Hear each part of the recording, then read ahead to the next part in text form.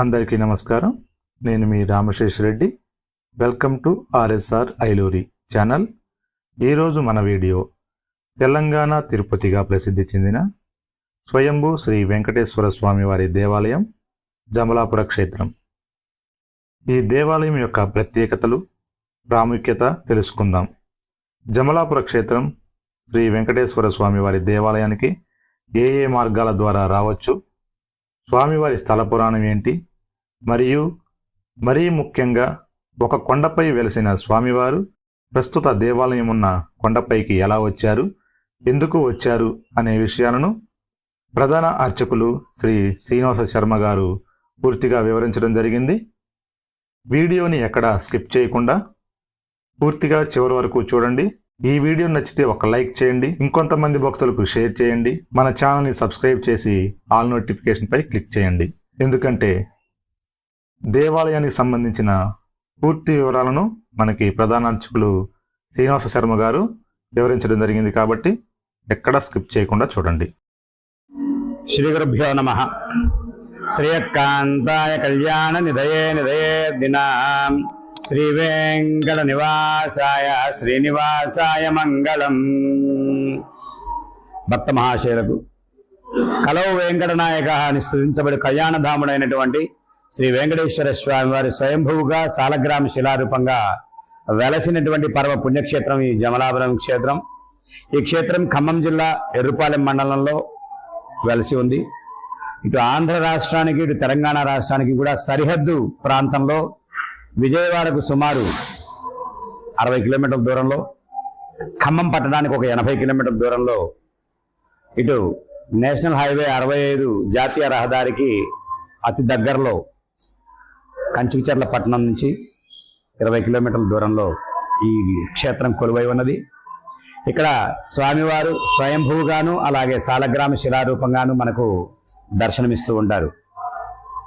పూర్వము జాబాలి అనేటువంటి మహర్షి ఇక్కడ సూచిగిరి కొండపై, ఇప్పుడు ప్రస్తుతం దేవాలయం ఉన్న కొండ కంటే వెనుక భాగంలో ఉత్తర భాగంలో ఒక పెద్ద కొండ ఉంటుంది.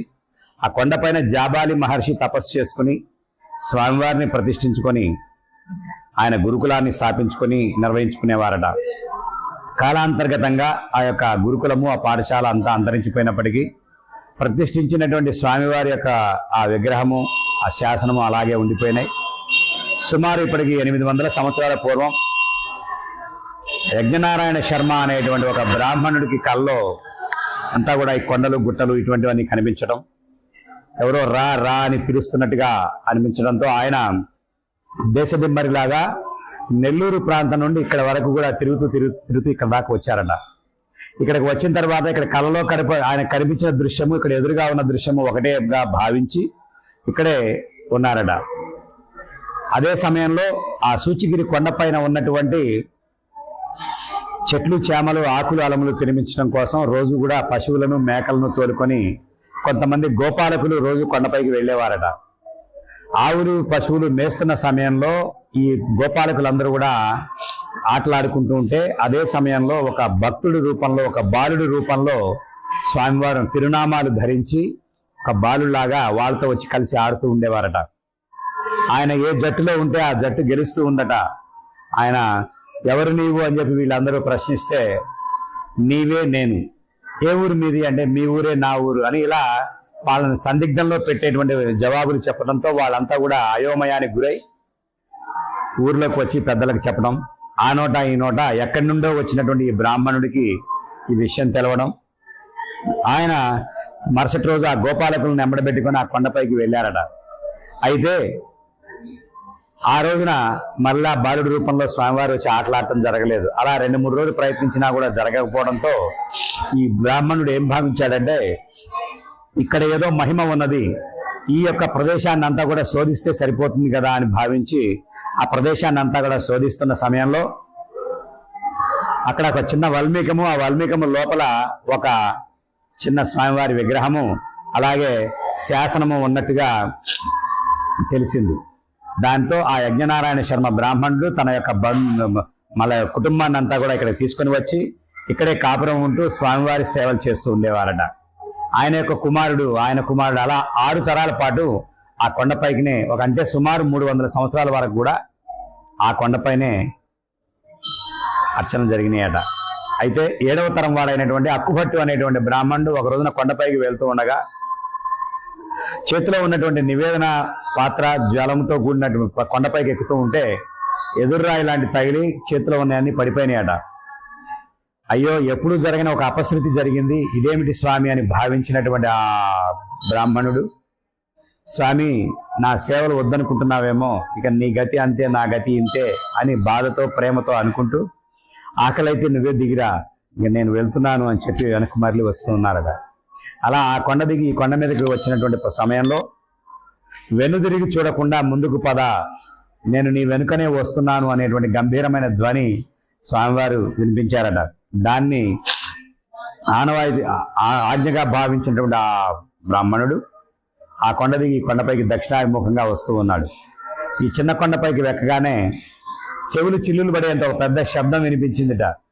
ఆ శబ్దం ఏమిటా అని అనుకోకుండానే ఈ బ్రాహ్మణుడు వెనుదిరిగి చూశాడు. ఏమిటయ్యా అంటే, స్వామివారు ఆ కొండపై నుంచి ఈ కొండపై మీదకి ఒక అడుగు వేశారట. ఆ అడుగు ఒక బండరాయి మీద పడింది. ఆ పడిన బలానికి శబ్దానికి ఆ రాయి మీద పాదం ముద్ర అచ్చు పడిపోయింది. ఈ రోజుకు కూడా భక్తులందరికీ సాక్షిభూతంగా ఆ యొక్క పాదం మనకి శ్రీవారి పాదం దర్శనమిస్తూ ఉంటుంది. అందుకే ఈ దేవాలయాన్ని దర్శించుకున్నటువంటి ప్రతి ఒక్క భక్తులు ముందుగా పసుపు కుంకుమలు చల్లి కొబ్బరికాయ కొట్టి ఆ పాదానికి అభిషేకం చేసుకుంటారు స్వయంగా. అనంతరం మాత్రమే స్వామివారి దర్శనానికి వస్తారు. అలా ఎప్పుడైతే ఈ బ్రాహ్మణుడు వెనుదిరిగి చూశాడో ఆ పాదముద్ర కనపడింది. కళ్ళు మిరుమిట్లు కలిపి ఒక వెలుగు జ్యోతి ప్రవేశించినట్టు అనిపించిందట. అప్పుడే భూమిలోంచి ఒక నల్లటి శిల అర్ధచంద్రాకారంగా పైకి వస్తుందిట. అది చూసి స్వామివారు నా పొరపాటు వల్ల ఇక్కడే ఆగిపోతున్నారని భ్రమించినటువంటి ఈ అర్చక స్వామి వెళ్ళి గట్టిగా వాటేసుకొని, స్వామి నా పొరపాటు వల్ల నువ్వు ఇక్కడ పొరపాటు జరిగింది స్వామి, క్షమించమని ప్రార్థన చేస్తూ పట్టుకున్నారట. ఎక్కడైతే పట్టుకున్నారో ఆ పట్టుకున్న ప్రదేశంలో అంత ఎత్తుగా ఎదిగినటువంటి ఆ స్వామి శిలారూపం అక్కడితో ఆగిపోయింది.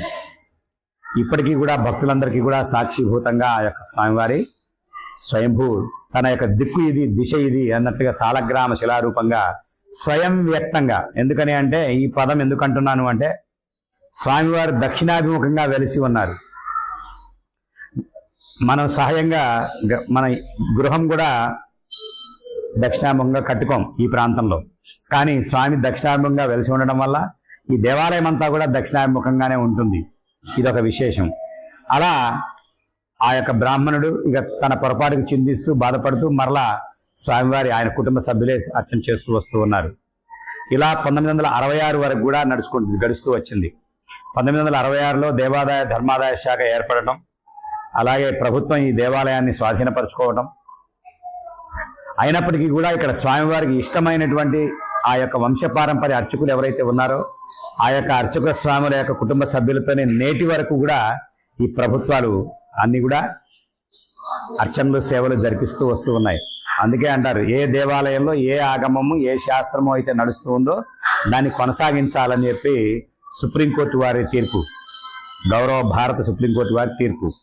ఆ తీర్పును అనుసరించి ఈ రోజు వరకు కూడా స్వామి వెంకటేశ్వరుడు తిరునామాలు ధరించి ఉన్నప్పటికీ కూడా ఇక్కడ అర్చక స్వాములు వైదిక స్మార్త కుటుంబ సభ్యులు, ఆగమ శాస్త్రానికి సంబంధించిన వారు. అదే ప్రకారం ఈ రోజుకు కూడా అర్చనలు జరుగుతాయి. అలాగే ఆనాటి నుండి ఈనాటి వరకు కూడా ఆయన యొక్క వారసులే అర్చకులుగా ధర్మకర్తలుగా కూడా కొనసాగుతున్నటువంటి చరిత్ర ఈ దేవాలయంది. ఈ దేవాలయం ఆ తర్వాత ఇక్కడ స్వామివారి సేవల పూజలు సాలగ్రామ శిలారూపానికి జరుగుతున్న సమయంలోనే 1969లో ఈ ప్రాంతంలో అప్పటి రాష్ట్ర మంత్రివర్యులైనటువంటి శ్రీ శ్రీలం సిద్ధారెడ్డి గారు వారు ఈ స్వామివారి అచంచలమైన భక్తితో దేవాలయాన్ని పునర్నిర్మాణం చేయడానికి ప్రభుత్వ పరంగా విశేషమైనటువంటి కృషి జరిపారు. వారి కృషి ఫలితంగా ఈనాడు స్వామివారి యొక్క ఆలయం రాతి నిర్మాణంతో జరిపించబడింది.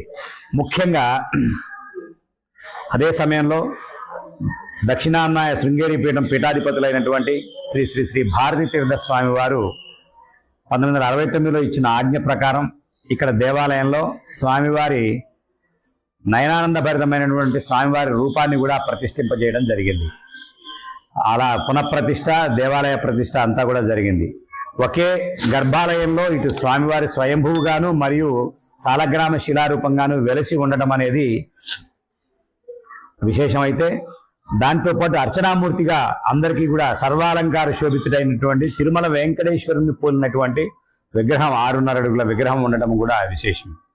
అలా భక్తులందరి యొక్క సేవలు పొందుతూ స్వామివారు ఇక్కడ ప్రజలందరి యొక్క అభీష్టాలు నెరవేరుస్తూ ఉన్నారు.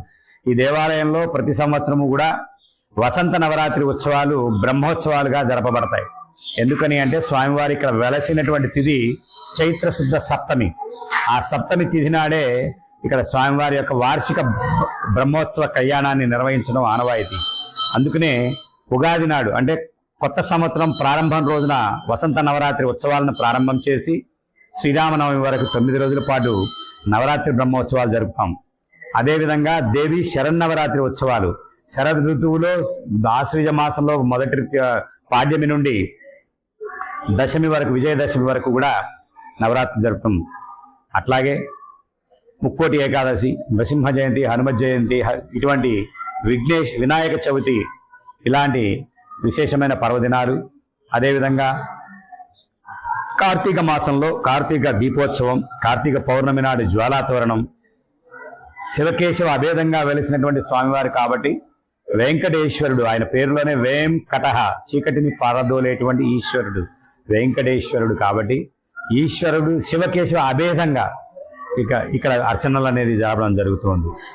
భక్తులందరి యొక్క సహకారంతో, దాతల సహకారంతో, అనేక మంది భక్తాగ్రేసులు, ఎందరో దాతలు, ఎందరో భక్తులు, వారందరి సహాయ సహకారాలతో ఈ క్షేత్రం అలరారుతూ ప్రస్తుతం సహాయ కమిషనర్ కార్యనిర్వహణాధికారిగా విధులు నిర్వర్తించేంత స్థాయిలో సుమారు 6 కోట్ల రూపాయల ఆదాయంతో సంవత్సరానికి ఈ క్షేత్రం వెలసిల్లుతుంది.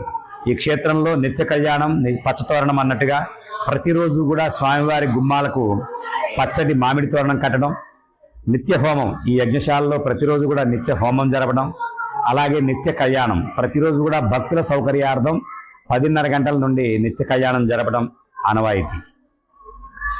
నిత్య కళ్యాణం పచ్చతోరణం అనేటువంటి నానుడికి నిజమైనటువంటి తార్కాణంగా ఆ రకమైన ఈ దేవాలయంలో సేవలు కొనసాగుతూ ఉన్నాయి. ఓం నమో వెంకటేశాయ.